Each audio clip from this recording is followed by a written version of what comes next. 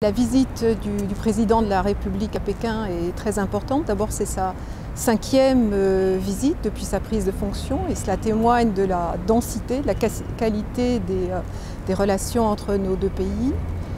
Cette visite a un double enjeu. Le premier, c'est dans un cadre multilatéral la préparation du G20 et l'organisation de ce séminaire à Nankin sur la réforme du système monétaire international. La Chine, du fait de son accession au rang de 2e économie mondiale, a naturellement un rôle fondamental à jouer dans la gouvernance économique et dans la régulation financière internationale.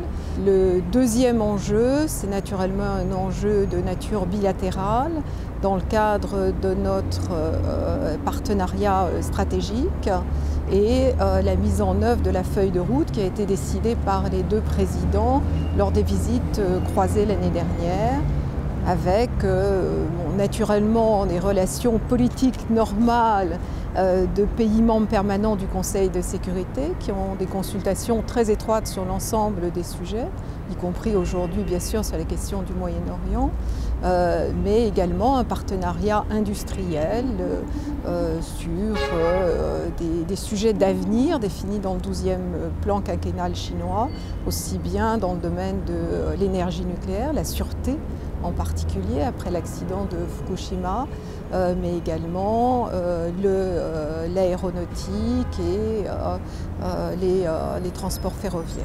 Mais naturellement, tous les grands enjeux diplomatiques seront évoqués, la situation internationale, aussi bien au Moyen-Orient, comme je l'ai évoqué tout à l'heure, que également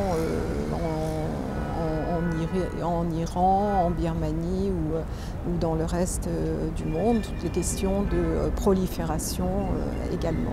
Dans ce cadre de ce partenariat très étroit entre les membres permanents du Conseil de sécurité. Donc toutes les questions internationales seront évoquées à cet égard. Donc une visite au total qui est vraiment très importante.